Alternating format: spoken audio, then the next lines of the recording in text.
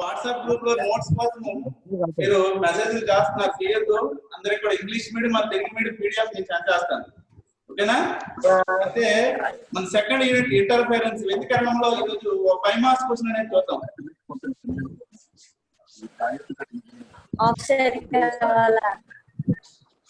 Interference లో ఒక 5 marks question అయితే క్వశ్చన్ ఏంటంటే explain the interference, different types of the interference అన్నమాట. వ్యతికరణం అంటే ఏమిటి, వ్యతికరణంలో కొన్ని రకాలను తెలపండి అని మనకి క్వశ్చన్ అడగొచ్చు అన్నమాట. అయితే ఇంటర్ఫిరెన్స్ అంటే మళ్ళీ ఇంటర్ఫిరెన్స్ నుంచి స్టార్ట్ చేద్దాం, ఓకేనా? ఏమైందా?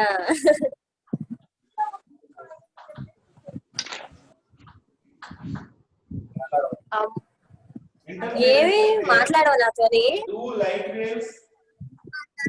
సర్లే ఉంటుంది అయితే ఇంకా మాట్లాడి ఉంటాను. ఇక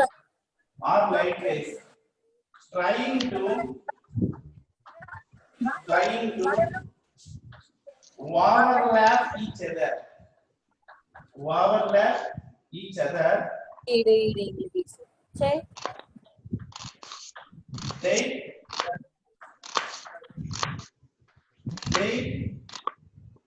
wave pattern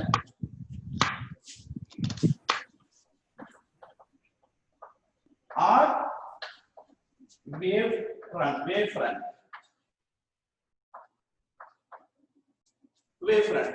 చూడండి, ఇంటర్ఫిరెన్స్ అంటే 2 light waves trying to overlap each other. రెండు అంటే రెండు లేదా అంతకంటే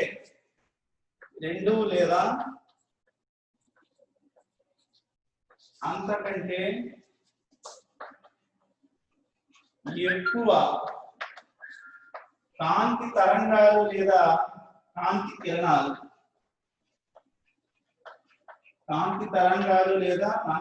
ఎందుకంటే కాంతి కిరణాలు అనేవి ఏ రూపంలో ప్రయాణిస్తాయమ్మా? కాంతి తరంగ రూపంలో ప్రయాణిస్తాయి. అవి కాంతి తరంగాలు ఆద్యారోపణ చెందినప్పుడు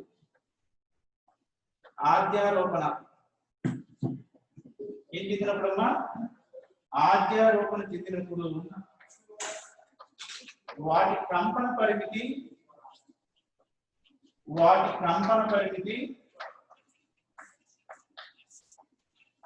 మరియు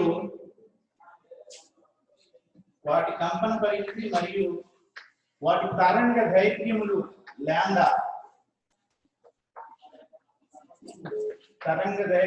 లాండాలు మారుతాయి.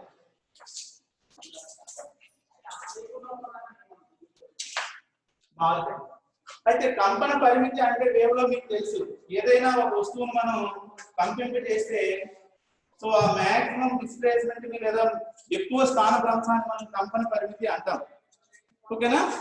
అయితే అదే విధంగా దీన్ని యాంప్లిట్యూడ్ ఆర్ కంపన పరిమితి అంటాం. అదే విధంగా వేవ్ ఫామ్ అయ్యేటప్పుడు క్రస్ట్ అండ్ రఫ్ ఫామ్ అవుతుంది, ట్రాన్స్ఫర్. సో ఈ రెండింటి మధ్య డిస్టెన్స్ ని మనము లాంబ్డా అంటాం. రెండింటి మధ్య డిస్టెన్స్ ఎంత ఉంటామా? లాంబ్డా. దీన్ని తరంగ దైర్ఘ్యం అంటాం. So interference A 2 light waves trying to overlap each other, their wave pattern or wave front. రెండు లేదా అంతకంటే ఎక్కువ కాంతి తరంగాలు ఆద్యారోపణ అంటే ఒకదానికొకటి ఏమవ్వాలి? ఢీ కొట్టాలి. ఓవర్లాపింగ్ అంటే ఏంటమ్మా? ఢీ కొట్టాలి. కొట్టేటప్పుడు వాటి యొక్క కంపన పరిమితి, వాటి యొక్క తరంగ దైర్ఘ్యాలు మారితే వాటిని ఇంటర్ఫిరెన్స్ లేదా కాంతి వ్యతికరణము అని అంటాం, ఓకేనా? సో దీన్ని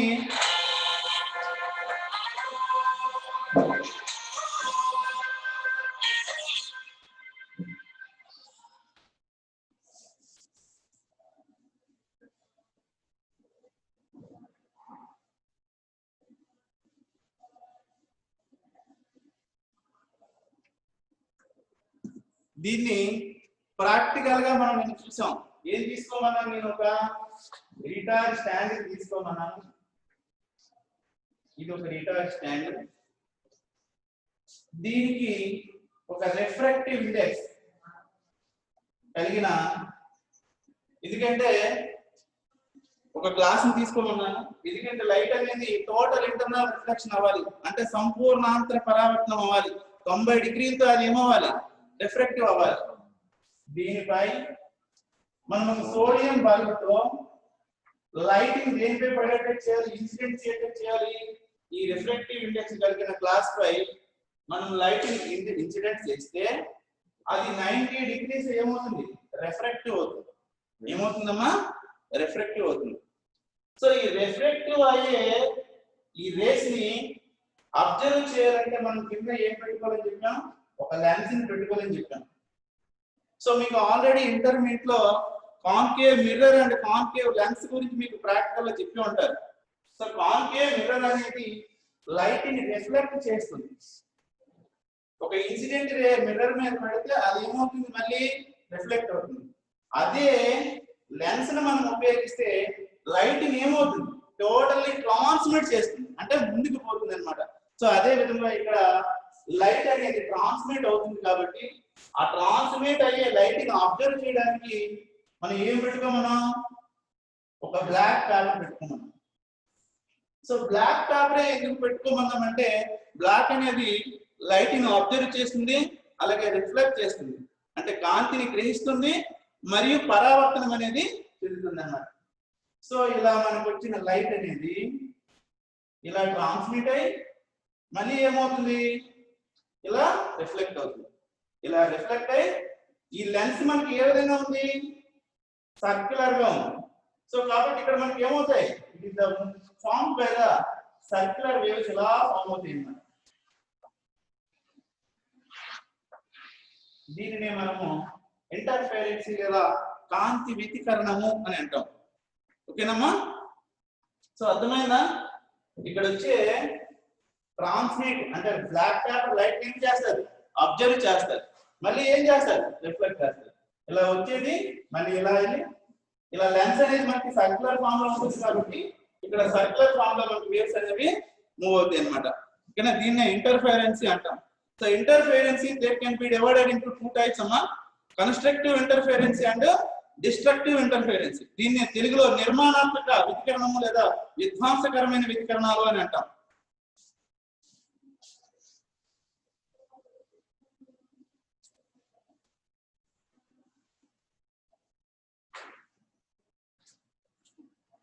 Interference, there can be divided into 2 types. How many types, amma?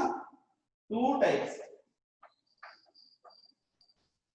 వ్యతికరణము అనేది ఎన్ని రకాలు, వ్యతికరణము అనేది 2 రకాలు.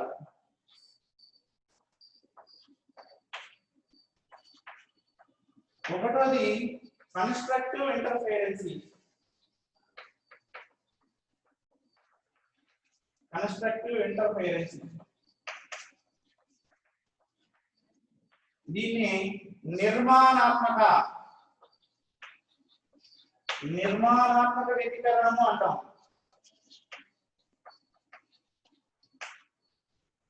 Second one destructive ఇంటర్ఫెరెన్సీ.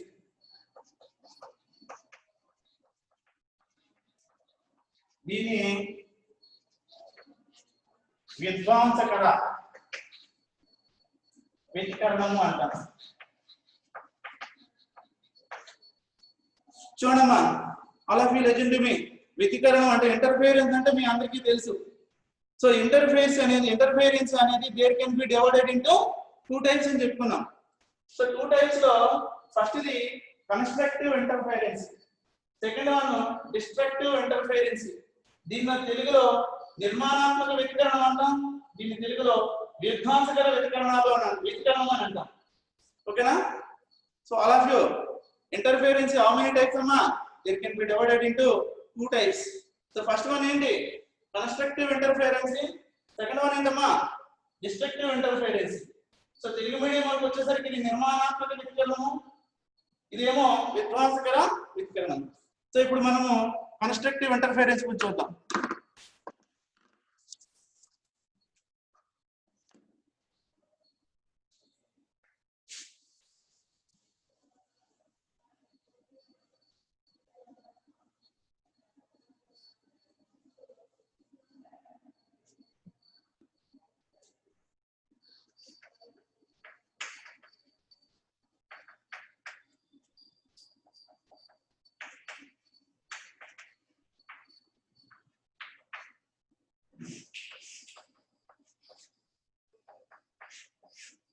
చూడమ్మా, two light waves are light waves. Two light waves meet. Two light waves meet such a way. Meet such a way that they crush. Such that they crush.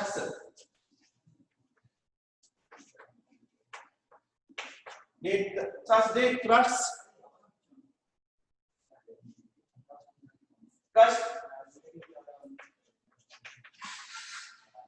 up together, crushed to the plus line up together,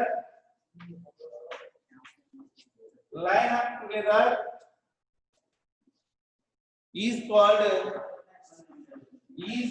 interference, constructive interference. Constructive interference.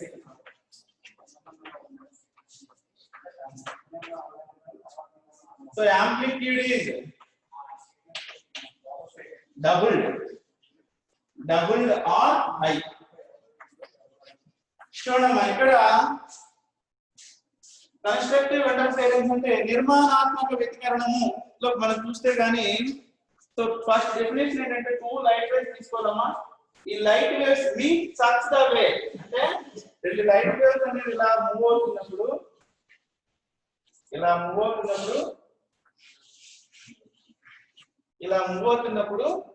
Meet such the way, okay medium లో move అవుతున్నప్పుడు that they crush. క్రషన్స్ ఏవి? ఈ రెండు కూడా ఏమవ్వాలి? Line up together, రెండు కూడా ఒకే దగ్గర జాయింట్ అవ్వాలి. అలా అయ్యేటప్పుడు దాని యాంప్లిట్యూడ్ ఏమవ్వాలి? డబుల్ అవ్వాలి. సో దాన్ని మనం ఏమంటాం? కన్స్ట్రక్టివ్ ఇంటర్ఫిరెన్స్ అంటాం. టూ లైట్ వేవ్స్ అనేది ఒకే మీడియం లో మూవ్ అవుతున్నప్పుడు టూ లైట్ వేవ్స్ కూడా రెండు క్రస్ట్ కూడా, అంటే ఈ క్రస్ట్ ఒకే దగ్గర కోయిన్సైడ్ అవ్వాలమ్మా. ఒకే దగ్గర ఏమవ్వాలి? కోయిన్సైడ్ అయ్యి దాని యాంప్లిట్యూడ్ ఏమవ్వాలి? హై కానీ లేదా డబుల్ కానీ అయితే దాన్నే మనం ఏమంటాం? ఇంటర్ఫిరెన్స్ అని అంటాం. రెండు కాంతి తరంగాలు అనేవి ఒకే మార్గంలో ప్రయాణించేటప్పుడు వాటి శృంగాల కలయిక కంపన పరిమితి అనేది డబుల్ అయితే, మొదటి దానికంటే రెట్టింపు అయితే దాన్నే మనం ఏమంటాం? నిర్మాణాత్మక వ్యతికరణము అంటాం. సో లెట్ ఎగ్జాంపుల్ చూద్దాం. Let's see the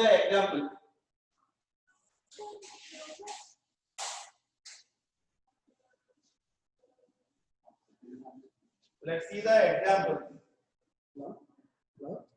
so first two light waves అన్నా మనం, అంటే టూ లైట్ వేవ్స్ తీసుకోవాలి మనం.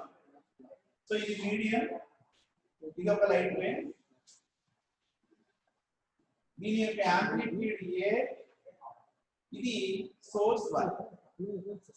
టూ లైట్ వేవ్స్ తీసుకోవాలన్నా ఏం తీసుకోవాలమ్మా? టూ లైట్ వేవ్స్ ని తీసుకోవాలి. టూ లైట్స్ లో ఫస్ట్ లైట్ వేవ్ ని తీసుకున్నాను, దాని యాంప్లిట్యూడ్ ఏ, దాని యొక్క సోర్స్ ఎంతమ్మా? S1. So another light wave తీసుకున్నాను నేను,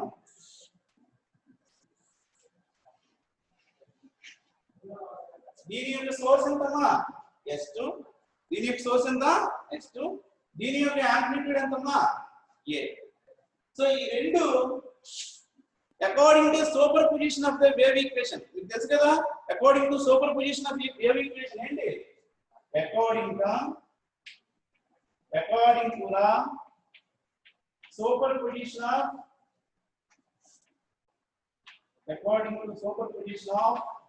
wave equation, y equal to y1 plus y2. అంటే రెండు ఈక్వేషన్స్ కూడా మనం ఏం చేయాలి? యాడ్ చేయాలి. అంటే ఈ y1 అనుకోండి, ఇది y2 అనుకోండి, total resultant equal to some of the waves అని వస్తుంది అన్నమాట. ఓకేనా? సో ఇలా వచ్చేటప్పుడు సో రెండు వేవ్స్ ని మనం కలిపేస్తే దాని యాంప్లిట్యూడ్ ఏమవ్వాలి? Resultant of wave. Resultant wave ఎలా రావాలి? దాని యాంప్లిట్యూడ్ డబుల్ అయి రావాలి.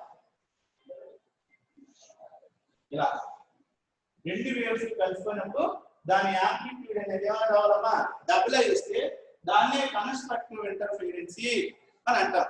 సో కన్స్ట్రక్టివ్ ఇంటర్ఫిరెన్స్ లో a resultant of amplitude RA equal to A1 plus A2 A1 plus A2 ఓకేనా. So A1 equal to A2 equal to A, then RA equal to A plus A, therefore resultant of amplitude equal to 2A. Resultant amplitude equal to 2A. Then the intensity is directly proportional to amplitude square. The intensity directly proportional to amplitude square. Intensity means Telugu medium వాళ్ళు తీవ్రత అంటాం మనం. తీవ్రత అనేది దాని కంపన పరిమితి ఏ విధంగా ఉంటుంది? అనులోమానుపాతంలో ఉంటుంది. ఓకేనా. Therefore intensity I equal to 4I0. intensity I equal to చెప్పుకోవచ్చమా 4I0 గా మనము చెప్పుకోవచ్చు. చూడమ్మా మళ్ళీ. So constructive interference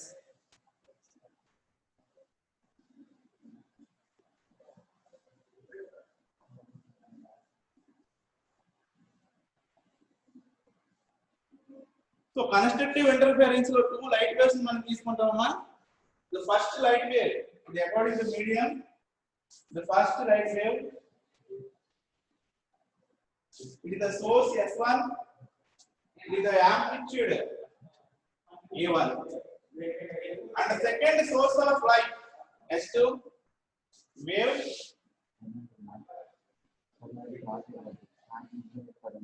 S2, amplitude A2. ఈ రెండు యొక్క కాంతి కిరణాల లేదా కాంతి తరంగాల యొక్క సోర్స్ అనేది S2, సోర్స్ అనేది S1, A1, A2. సో ఈ రెండు మనకి according to wave super position equation, according to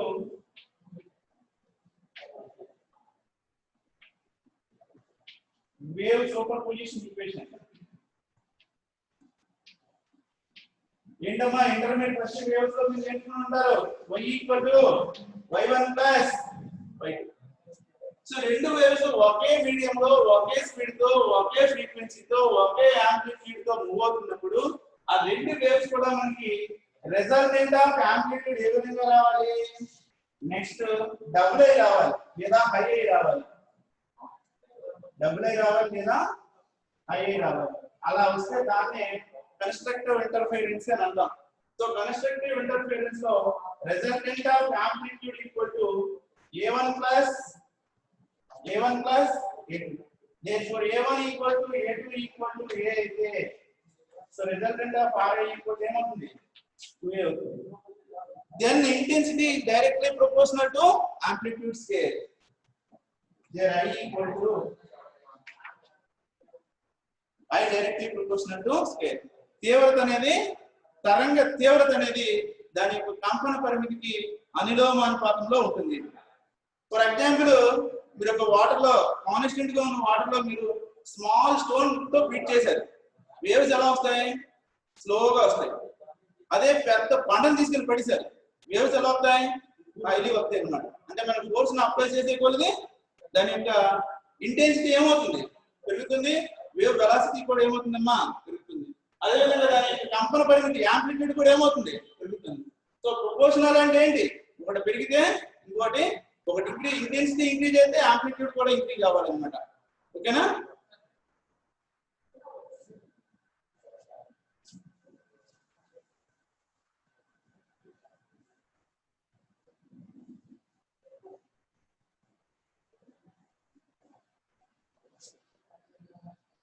next one destructive interference. అంతా 2 minutes ఏనా?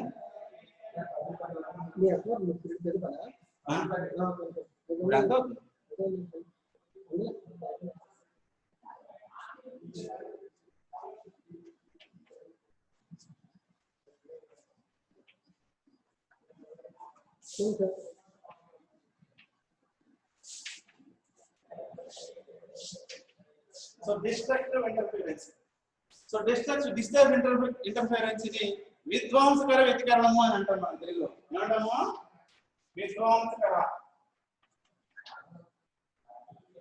వ్యతికరణం అంటాం. సో ఇక్కడ మనము మళ్ళీ 2 లైట్ వేవ్స్ తీసుకుంటాం.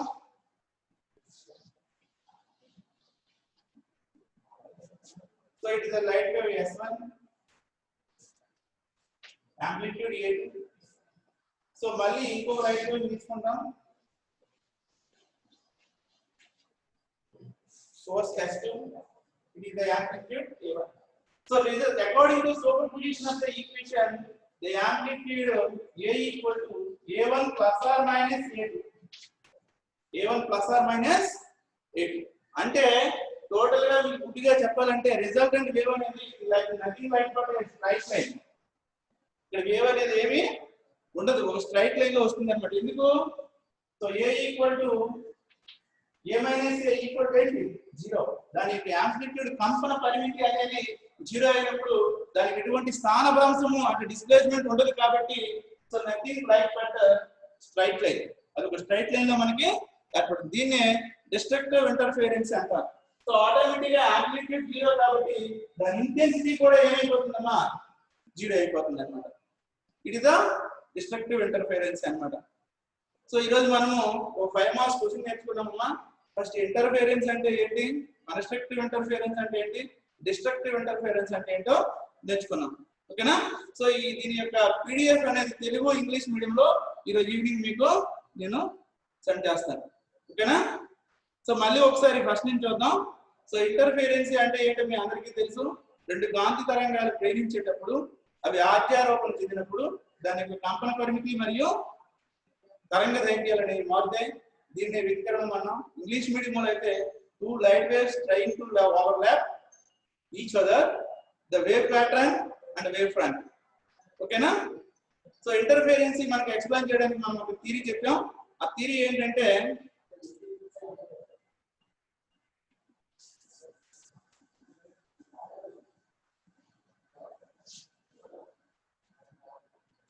ఏం చెప్పాను నేను, ఒక రిటార్డ్ స్టాండ్ తీసుకోమన్నాను.